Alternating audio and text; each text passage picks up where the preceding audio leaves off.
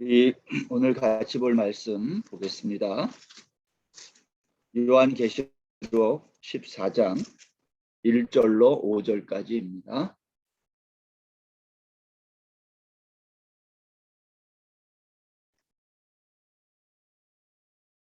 요한계시록 14장 1절로 5절 말씀, 이 5절 말씀인데 다 같이 한 목소리로 읽겠습니다.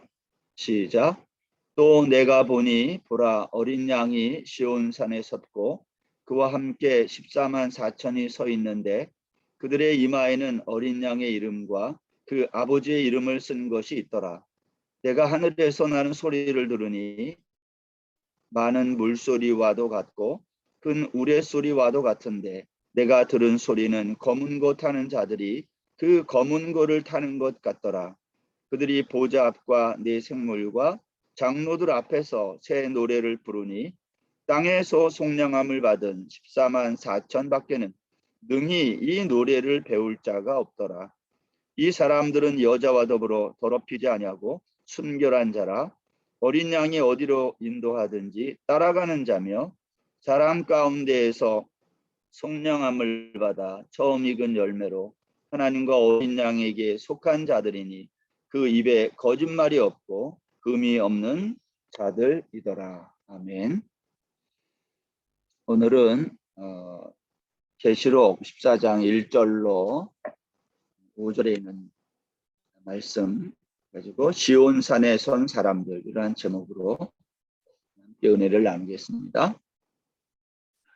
오늘 말씀은요, 지난 시간에 했던 내용을 먼저 잠깐 보면 창세기 4장에서 에덴 동산에서 동생 아벨을 죽인 후에 두려웠던 가인에게 하나님이 표를 주시면서 말씀하시기를 너를 만나는 모든 사람들로부터 이 표가 너의 죽음을 면하게 해준다. 그렇게 말씀하셨어요. 이것은 가인이 받은 이 표가 이후에 가인의 삶을 어떻게 바뀌게 할 것인지를 보여주었다 그랬습니다. 가인의 표를 받았다는 것은요, 그의 후손들이 이후 세상을 의미합니다.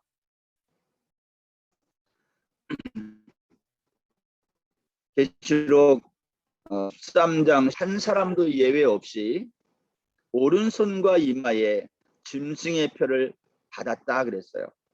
그것은 타락 이후에 가인이 하나님으로부터 받은 표와 다르지 않다. 가인의 표를 받은 우리는 모든 인생은 세상에 속한 자이며 동시에 하나님을 대적하는 자들이다. 그렇게 말씀을 드렸죠. 라는 짐승의 수, 사람의 수는 미완성의 수이고 세상의 모든 힘을 대표하는 수라, 그렇게 말씀을 드렸습니다. 세상의 왕들, 힘 있는 자들, 권세 있는 자들을 포함해서 이 땅에 속한 모든 사람은 모두 666표를 받은 자들이다 그랬어요. 그런데 가인의 이 표와 666표, 이것은 상징이지 실제가 아니라 그랬어요. 666표는 우리 눈에 보이는 표가 아닙니다. 상징입니다. 그러나 그 영향력이 있다 그랬어요. 마치 직장에서 노조에 가입하지 않으면 직장 생활이 힘들어지는 그것 같다 그랬어요. 우리가 믿는 성도들이지만 세상에 속하지 않으면 경제활동이나 또 매매활동에 불이익이 있는 것처럼 666표는 받아도 되고 안 받아도 되는 그러한 게 아니라 모든 사람이 받아야 하는 표라 그랬어요. 그렇지만 666표는 베리칩이나 바코드 같은 것이 아니다 그랬어요. 성경은 이렇게 말하죠. 예수 믿는 우리 모두 역시 가인의 표 666표를 받은 자다라고 했습니다. 근데 이 666표를 받았다고 말하는데, 그러면 이 666표 가인의 표를 받은 모든 사람은 하나님을 대적하는 자로 영원히 사는 것일까? 그렇지 않다 그랬어요. 우리 모든 인간은 이 표를 받았지만 그 가운데 성령의 표를 받은 사람이 있다 그랬어요. 이 사람 우리는 성령의 인침을 받았다 그랬거든요. 계시록 14장 오늘 읽은 이 1절부터 이제 5절까지 있는 이 말씀에 보면 이 성령의 인침을 받은 사람이 누구냐? 그들의 정체를 오늘 본문이 말하고 있다는 거예요. 오늘 본문 1절에 보면 이 사람들은 시온산에 서 있는 어린 양과 같이 있는 14만 4천 명이다. 이들의 이마에는 666표가 아닌 어린 양의 이름과 그 아버지의 이름이 써 있다 그랬어요. 1절 한번 보시겠습니다. 또 내가 보니 보라 어린 양이 시온산에 섰고 그와 함께 14만 4천이 서 있는데, 그러니까 어린 양 되시는 예수님이 시온산에 서 있고 14만 4천이 같이 서 있는 거예요. 그런데 그들의 이마에는 어린 양의 이름과 그 아버지의 이름을 쓴 것이 있다. 우리 지난 시간에 모든 사람들, 가인의 후손들의 이마에는 또 오른손에는 그 짐승의 수 666 이게 다 있다고 그랬어요. 근데 오늘 여기 보면 시온산에 예수님과 함께 서 있는 이 14만 4천 교회죠. 이 교회와 성도들은 이 666이 있는 것이 아니라 어린 양의 이름과 그 아버지 하나님의 이름이 거기 써 있다는 거예요. 그러니까 우리는 세상에 많은 사람들과 같이 섞여 살지만 그들과 구별되는 사람임을 성경이 말하는 거예요. 오늘 이 말씀에서 먼저 생각할 것은 왜 이들이 시온산에 서 있을까 하는 겁니다. 여러분 성경에서 시온산이 나오면 우리가 뭘 생각해야 되냐면 시내산과 대조되는 산이구나 이렇게 생각하면 돼요. 시온산은 시내산과 대조되는 산이에요. 시온산은 은혜의 산이며 복음의 산이지만 시내산은 율법의 산이며 심판의 산이다라는 거예요. 시온산은 의와 평강이 있는 하나님의 나라 메시아 왕국을 말하는 겁니다. 구약 성경을 한번 확인해 볼까요? 미가서 4장 6절 7절에 보면 여호와께서 말씀하시되 그날에는 내가 저는 자를 모으며 쫓겨난 자와 내가 환난 받게 한 자를 모아 발을 저는 자는 남은 백성이 되게 하며 멀리 쫓겨났던 자들이 강한 나라가 되게 하고 나 여호와가 시온산에서 이제부터 영원까지 그들을 다스리리라 하셨나니, 여기에 보면 시온산을 뭐라고 그랬냐면 하나님이 영원히 다스리는 산이다. 시온산에서 하나님이 누구를 통치한다고 하십니까? 바로 세상의 중심부에서 주변으로 밀려난 사람들, 이들을 가리켜서 저는 자, 쫓겨난 자, 환난받은 자들, 이들을 다스린다. 히브리서 기자는 이 시온산과 시내산을 또 이렇게 설명했어요. 우리 한 군데 더 보겠습니다. 우리 히브리서 12장 18절 보세요. 너희는 만질 수 있고 불이 붙는 산과 침침함과 흑암과 폭풍과 나팔 소리와 말하는 소리가 있는 곳에 이른 것이 아니라, 여기는 어디예요? 시내산. 그 소리를 듣는 자들은 더 말씀하지 아니하시기를 구하였으니 이는 짐승이라도 그 산에 들어가면 돌로 침을 당하리라 하신 명령을 그들이 견디지 못함이라. 그 보이는 바가 이렇게 무섭기로 모세도 이르되 내가 심히 두렵고 떨린다. 시내산을 얘기하는 겁니다. 시내산은 무섭고 두려운 산이다. 왜냐? 심판의 산이거든요. 그런데 22절 보면 그러나 너희가 이른 곳은 시온산과 살아계신 하나님의 도성인 하늘의 예루살렘과 천만 천사와 하늘에 기록된 장자들의 모임과 교회와 만민의 심판자이신 하나님과 및 온전하게 된 의인의 영들과 새 언약의 중보자이신 예수와 및 아벨의 피보다 더 나은 것을 말하는 뿌린 피니라. 여러분 이제 저를 보세요.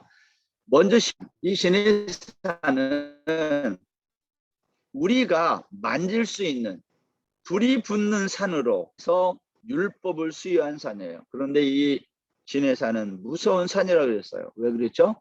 율법은 우리를 심판하는, 그래서 심판의 산이기 때문에요. 그런데 히브리서 기자는 이렇게 말해요. 그런데 너희들이 지금 이른 곳은 그 시내 산이 아니라는 거예요. 어느 산이에요? 여기가 바로 시온 산이라는 거예요. 그래서 22절에서 이렇게 말하잖아요.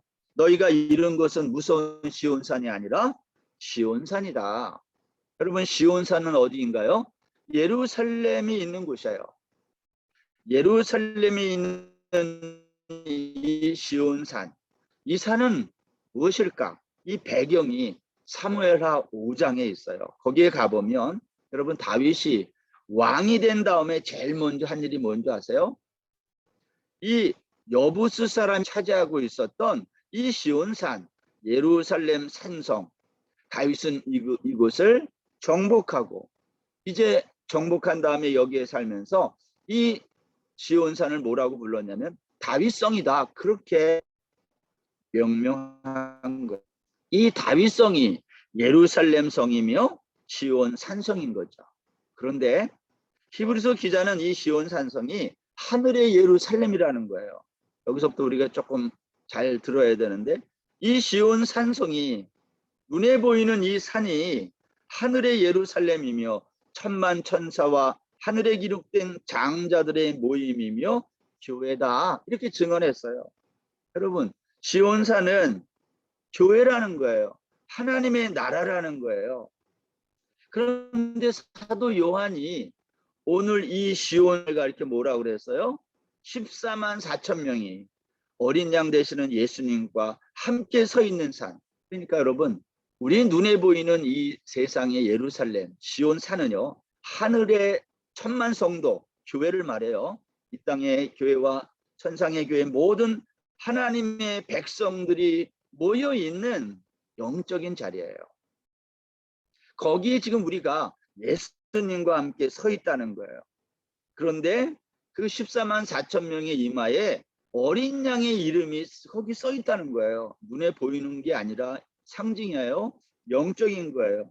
무엇을 의미한다고요? 이마에 이름이, 표가 있으면 이것은 표를 준 사람의 소유라 그랬어요. 14만 4천 명, 즉 교회와 성도는 하나님의 소유라는 거예요. 너는 내 것이라, 이 말이에요. 우리는 하나님의 백성이라는 거예요. 오늘 사도 요한은 그 이야기를 하고 있어요. 우리는 666표를 받은 사람이 아니라 어린 양 되시는 예수님과 함께 시온산에 서 있는, 어린 양의 이름이 우리 이마에 이렇게 써 있는 하나님의 백성이며 소유다라는 거예요. 그리고 2절에서 이렇게 말했어요. 내가 하늘에서 나는 소리를 들으니 많은 물소리와도 같고 큰 우레소리와도 같은데, 내가 들은 소리는 검은 고 타는 자들이 그 검은 고를 타는 것 같더라. 사도 요한은요, 시온산에 어린 양과 함께 서 있는 이 14만 4천 명을 본 다음에 이어서 하늘에서 나는 소리를 들었는데 그 소리가 많은 물소리와 같다 그랬어요. 많은 물소리는 계시록 1장에서 사도 요한이 들었던 인자 같으니, 다시 말하면 예수 그리스도의 음성이었어요. 여기 오늘 본문 3절에 보세요. 그들이 보좌 앞과 내 생물과 장로들 앞에서 새 노래를 부르니 땅에서 속량함을 받은 14만 4천 밖에 능히 이 노래를 배울 자가 없다. 사도 요한이 이렇게 말하는 거예요. 14만 4천 명이 지원산에서 새 노래를 부르는데 이 사람들은 땅에서 속량함을 받은 사람들이다. 그 사람 외에는 이 새 노래를 부를 자가 없다는 거예요. 여러분, 이 새 노래가 뭘까요? 계시록 3절에 가면 이 새 노래를 가리켜 모세의 노래다, 어린 양의 노래다 그랬어요. 제가 이제 주일날 또 새벽에 이렇게 말씀이 이제 연결돼서 말씀을 드리겠지만, 이 계시록 15장 3절에 있는 이 새 노래를 왜 모세의 노래라고 하고 어린 양의 노래라고 할까요? 여러분, 모세가 출애굽한 다음 홍해를 건너고 나서 부른 노래가 있습니다. 그게 우리 새벽 기도 서 있는데요. 그때에 모세가 부른 노래가 있어요. 그 승리의 노래거든요. 근데 계시록 5장 9절에도 보면 예생물과 24장로도 부르는 새 노래가 있어요. 다 같은 노래예요. 출애굽한 다음에 홍해 바닷가에서 불렀던 노래와 또 오늘 계시록에서 부르는 이 노래, 이 전부 새 노래인데 이 노래는 승리의 노래이며 구원받은 성도가 부르는 노래다라는 거예요. 여기에 보면 내생물과 24장로들이 불렀다 그랬어요. 내생물과 24장로란 하늘과 땅 모든 피조물들의 대표예요. 이들이 부른 새 노래가 있어요. 그 새 노래의 계시록 5장 9절에 가보면 첫 번째 그 노래의 내용이 뭐냐? 어린 양이 왜 죽었는지를 노래해요. 여러분 어린 양이 왜 죽었어요? 그 이유는 각 족속과 방언과 백성과 나라 가운데서 사람들을 피로 사서 하나님께 드리기 위해서 여기 보면 어린 양이 죽었다는 거예요. 그걸 노래해요. 어린 양이 왜 죽었느냐? 우리 모든 족속과 방언과 백성과 나라 가운데서 사람들을 피로 사서 6월절 어린 양의 피로 샀잖아요. 또 십자가에서 예수님이 피를 흘리심으로 우리를 샀잖아요. 그 얘기를 하는 거예요. 노래의 내용이 그거예요. 왜 죽었냐 어린 양이? 우리를 구속하기에 죽었다. 두 번째는 10절에 가보면 뭐라고 했냐면 그들을 나라와 제사장 삼고 땅에서 왕노릇 하게 하기 위함이라는 거예요. 여러분 어린 예수님이 죽으신 이유는 우리를 구원하기 위함입니다. 그런데 성경은 그 이상을 이야기해요. 우리를 구원하는 이유가 뭐예요? 목적이 뭐예요? 결국은 하나님의 나라를 세우기 위함 아닙니까?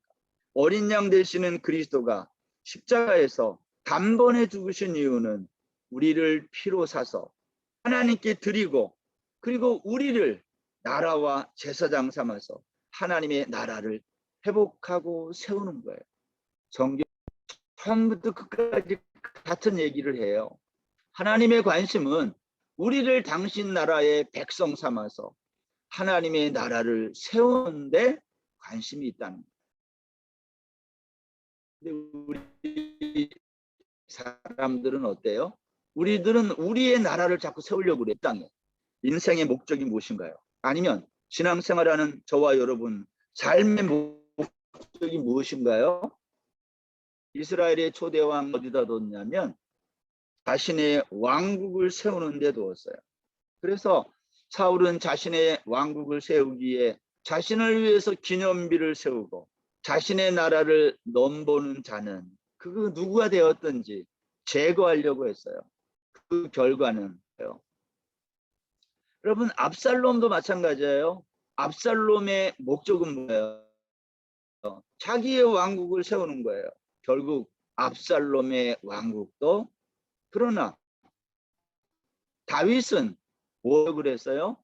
다윗 왕국을 세우려고 한 것이 아니라 그는 하나님의 왕국을 세우려고 했어요. 그것이 다윗의 인생의 목적이었던 거예요. 그 결과가 뭐예요? 하나님은 다윗의 왕국을 영원히 보존하신 거예요. 왜냐? 그 다윗의 왕국은 하나님의 나라이기 때문에. 우리 중에도 인생의 목적을요, 아니면 신앙생활하는 목적을 자신에게 두는 사람들이 종종 있어요. 제가 여러 번 얘기했지만 우리 인생은 그럴 만한 가치가 있는 자가 아니에요. 인생의 목적은 사울 왕국을 세우고 압살롬 왕국을 세우는 것이 아니라 하나님의 왕국을 세우는 거예요. 그러면 이 하나님의 나라를 회복하기 위해서 하나님이 누구를 세웠다고 그랬어요? 오늘 1절에 14만 4천 명을 세운 거예요. 이 14만 4천 명 시온산에 예수님과 함께 서 있는 이들 새 노래를 부르는 이 사람들은 누구일까 하는 거예요. 오늘 14장 1절부터 5절의 핵심이 여기에 있어요. 이들의 정체성. 다른 말로 하면 교회가 누구냐는 거예요. 교회가 뭐냐? 그것이 4절과 5절에 있어요. 그래서 우리가 오늘 4절을 먼저 살펴보겠습니다. 14만 4천 명의 정체가 뭐냐? 4절. 이 사람들은 여자와 더불어 더럽히지 아니하고 순결한 자다. 첫 번째, 이들은 순결한 자라는 거예요. 어린 양이 어디로 인도하든지 따라가는 자며, 두 번째, 어린 양을 따라가는 자. 사랑 가운데 속량함을 받아 처음 익은 열매로 하나님과 어린 양에게 속한 자들이다. 14만 4천 명의 정체가 뭐냐? 이들은 여자와 더불어 자신을 더럽히지 아니한 순결한 자다. 여러분, 계시록에는요, 두 여자가 나와요. 그렇죠? 여기 나오는 여자, 순결한 자, 이건 누구를 가리키겠어요? 교회, 저와 여러분을 말해요. 그런데 또 다른 여자가 있습니다. 계시록 17장, 18장에 나오는 여자, 누구예요? 음녀 바벨론. 그리고 12장에 나오는 교회로서의 여자. 우리가 지난 12장부터 쭉 살펴본 교회. 이 두 여자 가운데 지온산에 어린이와 함께 서 있는 14만 4천 명 누구예요? 정경은 교회의 정체성이 순결함에 있다고 말해요. 교회의 순결이란 영적인 순결로 교회가 세상과 벗하고 하나님을 떠나 음행하지 않는 것을 말합니다. 계시록 18장 9절 한번 보세요. 그와 함께 음행하고 사치하던 땅의 왕들이 그가 불타는 연기를 보고 위하여 울고 가슴을 치며 그랬어요. 여기에 음행이란 뭘까요? 이것은 영적으로 우상 숭배를 말해요. 보다 세상의 모든 부귀 영화를 탐하는 것, 이걸 음행이라고 하고 이것을 우상 숭배라고 말합니다. 그런데 지온산에 서 있는 14만 4천 명은 이 음행을 하지 않는 순결한 자라는 거예요. 그리고 이들은 순결함을 지키기 위해 어떻게 해요? 끝까지 어린 양이 어디로 인도하든지 딱. 여러분, 어린 양이 인도하는 곳이 어딜까요? 예수님이 우리를 어디로 인도한다고요? 예, 바로 십자가의 자리로 인도해요. 십자가는 뭐 하는 데예요? 죽는 데예요. 다시 말하면 이 땅의 거룩한 성도 14만 4천 명은, 교회는 세상의 음행, 더럽히지 않기 위해서, 숨을 지키기 위해서 어린 양을 쫓아가는 거예요. 근데 그 쫓아간 자리에는 뭐가 있다고요? 순교의 자리인 거예요. 죽는 거예요, 십자가에서. 바로 저와 여러분은 어린 양 예수님을 따라가서 십자가에서 죽는 거예요. 이걸 순교라 그래요. 신앙생활은 뭐냐? 사느냐 죽느냐의 갈림길에서의 선택이에요. 내가 음행할 것인가 음행하지 않을 것인가의 선택이에요. 어린 양을 따라갈 것인가 음녀 바벨론을 따라갈 것인가의 선택인 거예요. 14만 4천 명은 십자가의 자리를 순교자의 자세로 따라가는 거예요. 여러분, 순교는 무슨 가끔 나오는 뉴스에 나오는 목을 베거나 아니면 그런 것만이 순교가 아닌 거예요. 순교는 우리의 삶의 태도를 말해요. 나는 순교의 자세로 지금 살고 있느냐, 그렇지 않느냐예요. 십자가를 따라가는 14만 4천 명은 우리의 삶의 자세가 뭐냐? 어린 양을 따라가는데 거기는 결국은 죽는 것이다. 때문에 이들은 죽음을 각오하는 자들이에요. 그래서 여기 뭐라고 그랬냐면 처음 익은 열매라는 칭호를 받았다라는 거예요. 처음 익은 열매. 4절 중간에 보면 그랬죠. 처음 익은 열매로 하나님과 어린 양이 속한 자들. 처음 익은 열매가 무슨 열매예요? 죽는 거예요, 십자가에서. 그러나 이 14만 4천 명과 반대편에 서 있는 자들, 음료 바벨론은 하루 동안에 불에 살라지는 거예요. 그러자 그와 함께 음행하던 사치하던 땅의 왕들이 바벨론이 불타는 것을 보고 울고 가슴을 쳤다 그랬어요. 왜 음료 바벨론에 망하는 것이 땅의 왕들의 슬픔이 될까요? 땅의 왕들은 소속이 어디예요? 어린 양이 아니라 음료 바벨론 소속이기 때문에 그래요. 여러분 중에 주식을 하거나 그런 사람이 있으면 자기가 투자한 주식값이 올라가면 신나지만 떨어지면 죽을 것 같아요. 전 재산을 만약에 다 넣었다 칩시다. 죽을 것 같아, 떨어지면. 그 얘기하는 거예요. 내가 어디에 소속했느냐. 내가 어디다 집을 사놨어. 집값이 올라가면 좋은데 떨어지면 어떻게 해요? 이게 그 말하는 거예요. 내가 누구에게 소속해 있는가. 신앙생활은 이런 거예요. 나의 소속을 날마다 확인하는 거예요. 우리가 이사를 가서 새로운 교회를 찾아서 등록할 때가 있어요. 왜 등록해요? 교회에 소속하려고. 소속하지 않는다고 구원이 없어지나요? 근데 우리가 등록을 해요. 이유가 뭘까요? 속하지 아니하면 돌봄이 없어요.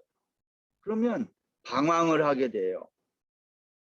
스스로 잘할 수 있는 사람은 아무도 없어요. 여러분 이런 생각해 봤어요? 나는 이미 구원받은 하나님의 백성인데 이렇게 매주 주일 예배 드리고 수요 예배 드리고 새벽 예배 드리고 이거 왜 해야 될까? 이런 거 여러분 궁금하지 않아요? 요즘에 교회 나오지 않고 이렇게 인터넷으로 하니까 얼마나 편해요, 사실. 육체적으로. 근데 왜 만약에 이게 다 공예배가 정상화되면 우리가 다 전혀 이런 생각하는 사람이 있을 거예요. 온라인 예배도 괜찮은데 굳이 교회 왜 나가야 될까? 왜 나와야 될까요? 소속하기 위해서 그런 거예요. 여러분 스스로 잘할 수 있는 사람은 아무도 없어요. 저는 요즘에 가장 큰 걱정이 온라인으로 예배 드리면서 찬송할 때 찬송도 안 하고, 예를 들면 기도할 때 기도 안 하고, 말씀 들을 때 그냥 말씀도 안 듣고, 그런 사람이 있을까? 소속하지 아니하면 당황해요. 나는 시온산에 서 있는 어린 양에게 소속한 자인가? 아니면 음료 바벨론에게 소속한 자인가를 생각해 보세요. 5절 말씀해 보세요. 5절은요. 이 4절에서는 순결하고 어린 양에게 소속한 소속감을 말했어요. 그게 정체성이라는 거예요. 근데 5절에서는 이렇게 얘기해요. 그 입에 거짓말이 없고 금이 없는 자들이더라. 여기 14만 4천 명은 순결한 자, 그리고 어린 양에게 소속한 자라고 말하고 5절에서 말하는 것이 뭐예요? 거짓말이 없고 흠이 없다. 여러분 거짓말은 누구에게 합니까? 거짓말은 이웃에게, 옆에 있는 사람. 그런데 유대인들에게 있어서 이웃은 우리가 생각하는 그 이상의 존재라는 거예요.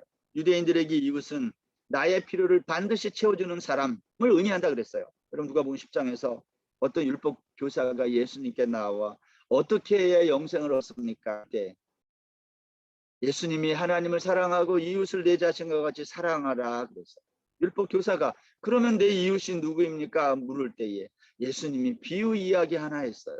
예루살렘에서 여리고로 내려가다가 강도 만난 사람을 살려준 사마리아인의 비유 이야기를 들려주셨어요. 그리고 물었어요.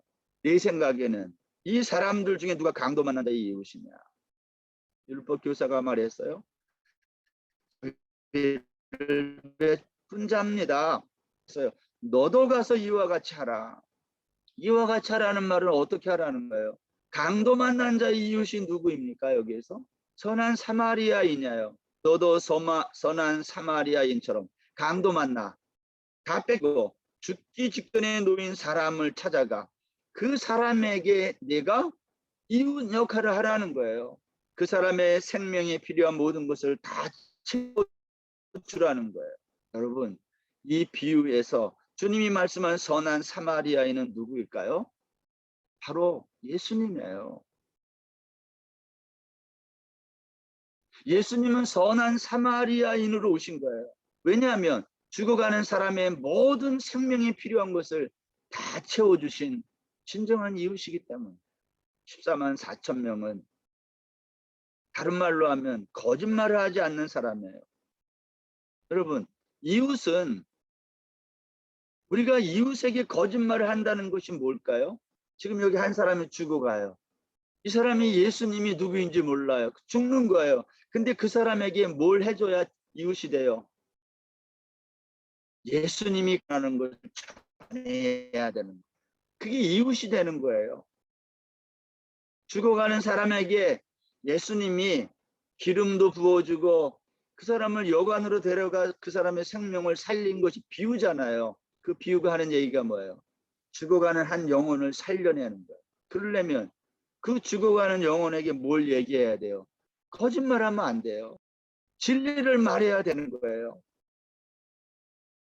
오늘날 안타깝고 아쉬운 거, 저 개인적으로 오늘날 교회 강단에서 전해지는 말씀이 정말 진리일까 하는 거예요.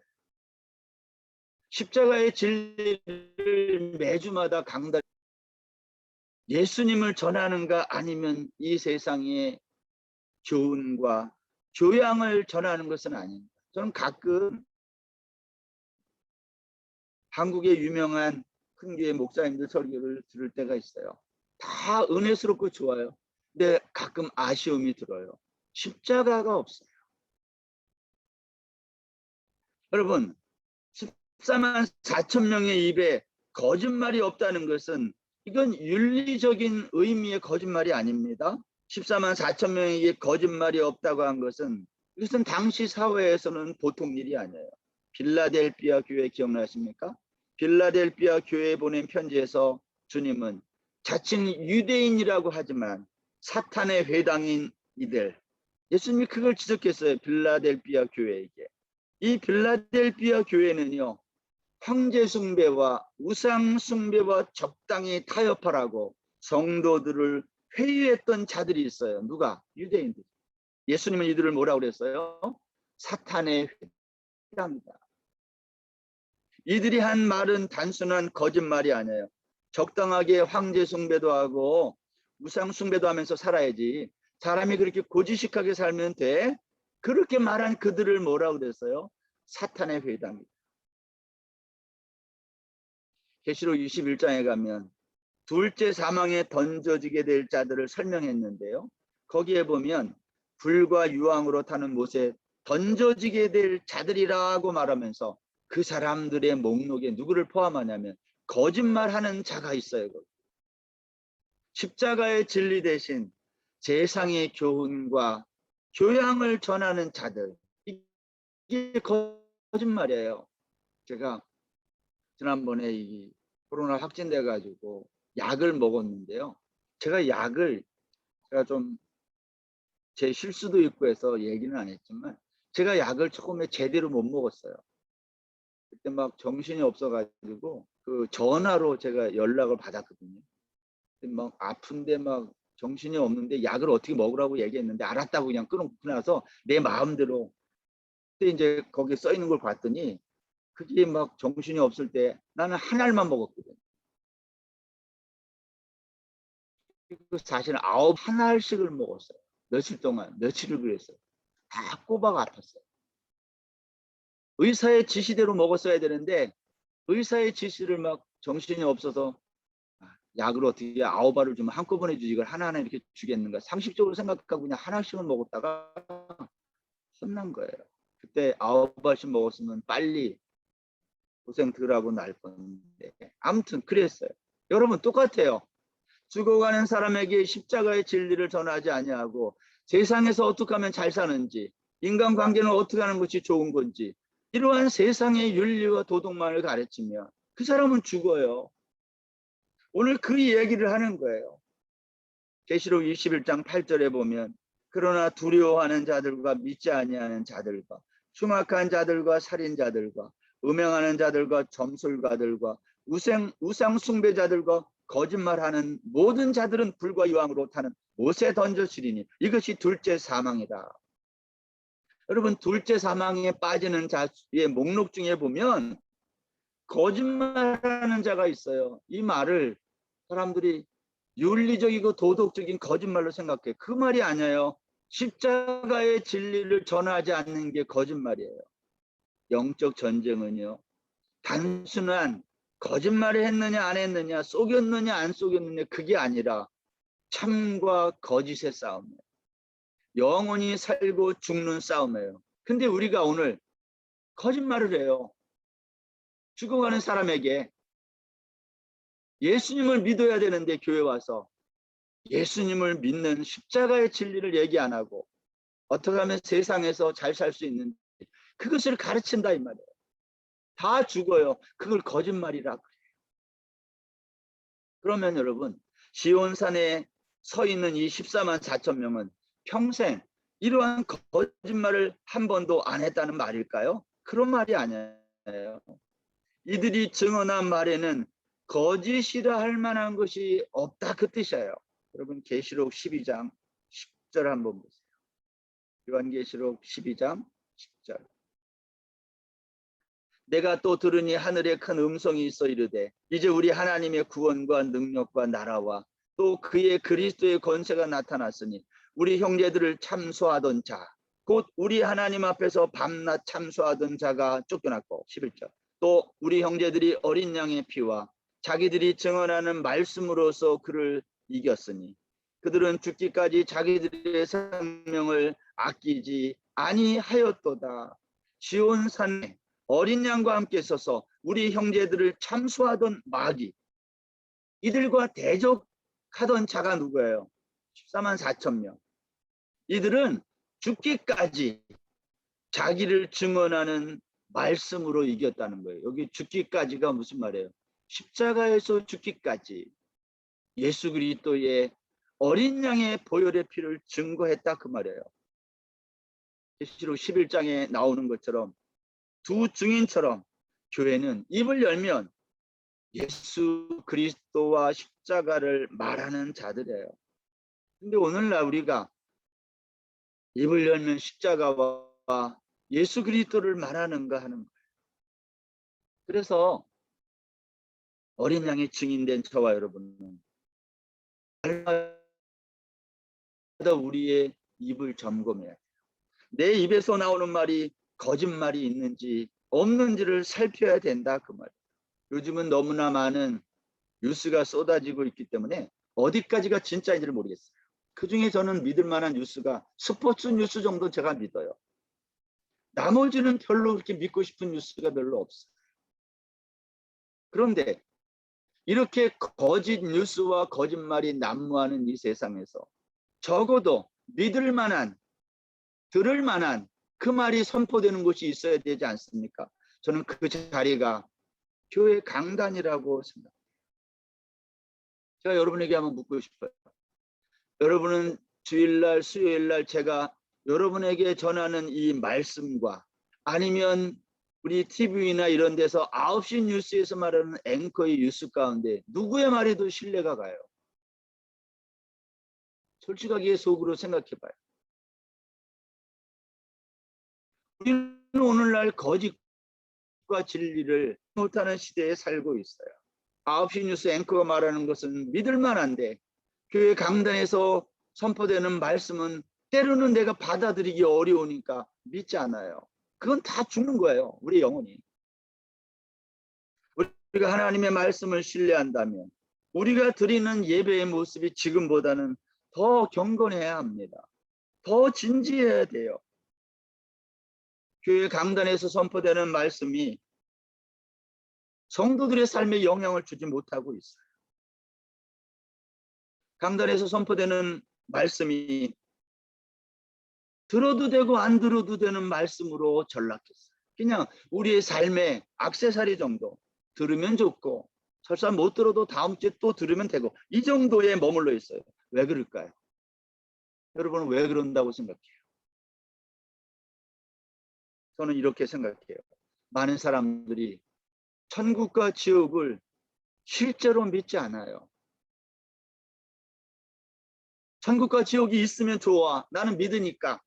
근데 없으면 더 좋아. 이런 사람들도 있어요. 여러분 혹시 그런 사람들은 아닙니다. 많은 사람들이 천국과 지옥을 실제하는 것으로 믿지 않아요. 다른 말로 하면 이런 거죠. 예수님을 믿지 않는 죄를 두려워하지 않아요. 죄를 다른 말로 하면 이런 거예요. 죄를 만만하게 생각해요. 정말 천국도 있고 지옥이 있다고 믿는다면 우리가 이렇게 살 수 있을까? 야고보서 3장 1절 말씀 보겠습니다. 내 형제들아 너희는 선생된 우리가 더 큰 심판을 받을 줄 알고 선생이 많이 되지 말라. 우리가 다 실수가 많으니 만일 실수가 없는 자라면 곧 온전한 사람이라 능히 온몸도 굴레에 씌우리라. 저는 이 말씀을 야고보서에 있는 이 말씀을 읽을 때마다 부담이 되고 늘 두려워요. 왜냐? 선생된 우리가 더 큰 심판을 받을 줄 알고 선생 많이 되지 말라 그랬거든요. 근데 어떻게 해요? 이미 선생이 된 것. 선생이 된 사람들은 어떻게 해야 되겠어요? 야고보서는 이렇게 말해요. 실수를 줄여라. 아직 말할 기회가 있을 때, 다시 말하면 천국과 지옥을 말하고 죄를 말하고 십자가를 말해야 되는데 이 중요한 이야기들은 빼놓고 세상에서 어떻게 사는 것이 행복하게 사는 건지, 성공하는 건지, 건강하게 사는 건지 이러한 이야기만을 우리가 하는 것은 아니에요.